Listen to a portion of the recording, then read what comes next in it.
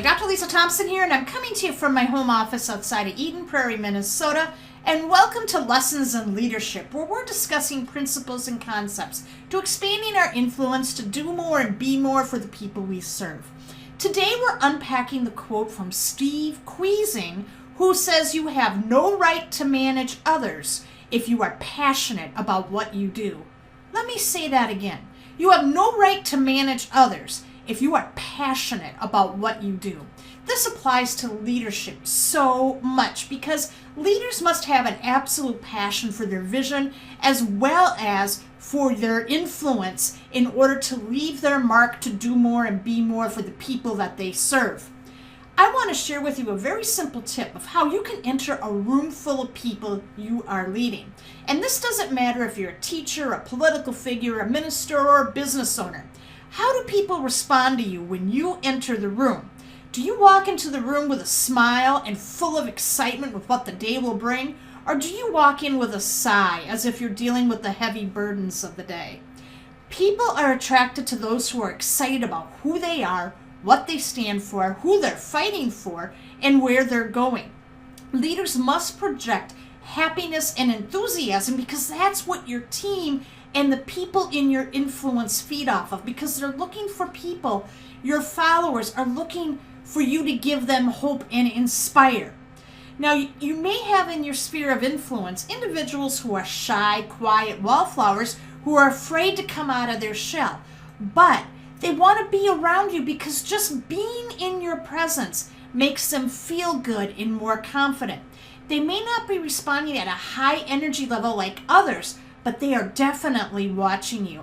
And before you know it, their confidence will grow and expand, and they'll step out from the sidelines and become extraordinary leaders themselves. How do I know this? Because I was once a wallflower myself. You see, I was only born with 50% of my hearing, and I used my hearing impairment as a crutch early on in my life and even through early adulthood, and it used to hold me back from success because I always sat on the sidelines. But it was through being in the space of leaders and influencers that I admired. And I sat and I just listened to them. I basked in their energy. And that gave me the confidence to boldly step out of the shadows and claim my greatness as a leader. So what I want you to start doing is to start entering the room with confidence and happiness, like you own the place. Because you do. And this is something my grandparents would do.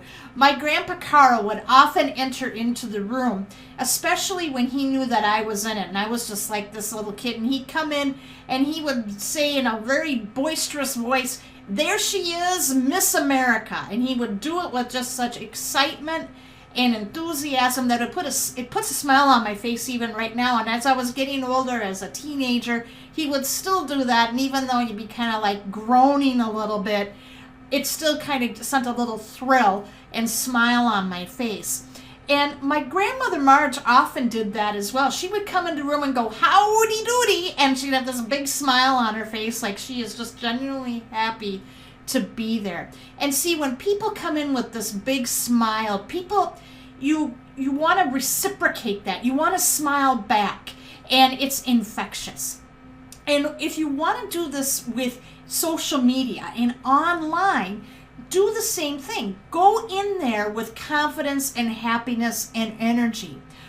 Walk in and like you own the place, both online and offline, because you know what? You do. Never speak from a place of lack or struggle, but from a place of confidence and strength. Remember, you're being someone for someone. You're looking to empower people. This is how you leave your mark in the world. And I want to conclude this lesson by giving you a challenge. When someone asks how you are, don't answer by saying, "Oh, I'm good," or "I'm fine, how are you?" Say the word marvelous.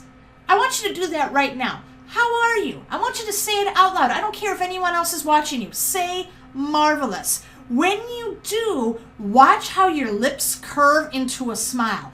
And when you smile, you start to feel good. And when you start to feel good and smile more people will be smiling back at you, and you're making them feel good in the process as well. If you found today's information valuable, please leave a comment and share. And if you'd like to know more information about leadership, mindset, and other strategies to help you be someone for someone, stop over at my blog at drlisamthompson.com. Thank you so much for listening to this episode of Lessons in Leadership, Lead with Passion, and I will see you tomorrow.